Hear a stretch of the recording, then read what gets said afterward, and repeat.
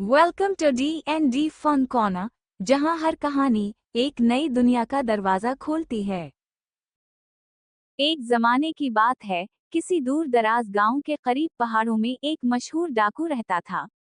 उसका नाम शेर खान था। वो लंबा तड़ंगा, मजबूत और बहादुर था।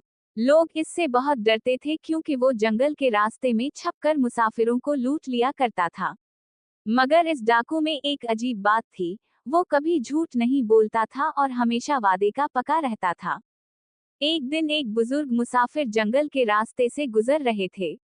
शेर खान ने इन्हें रोका और कहा, बाबा जी, तुम्हारे पास क्या है? बुजुर्ग ने जवाब दिया, बेटा, मेरे पास तो सिर्फ एक कुरान शरीफ है और कुछ दवाइयाँ। मैं तो बीमारों का इलाज करने जा रहा हूँ। शेर खान ने उनका सामान देखा, वाकई कोई कीमती चीज ना थी। वो रुककर थोड़ा सोचने लगा।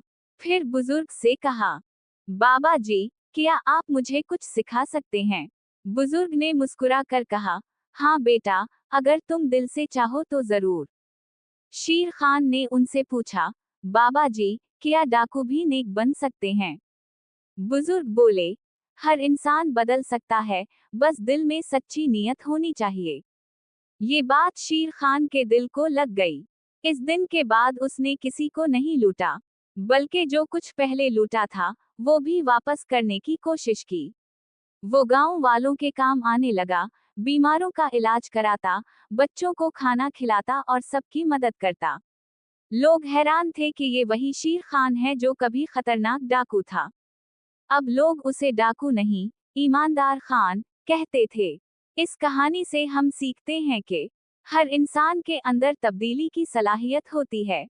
सच्चाई, वादे की पासदारी और नेक नियति इंसान को बड़ा बनाती है। दूसरों की मदद करना सबसे बड़ी नेकी है। Thanks for watching. Like, subscribe and share.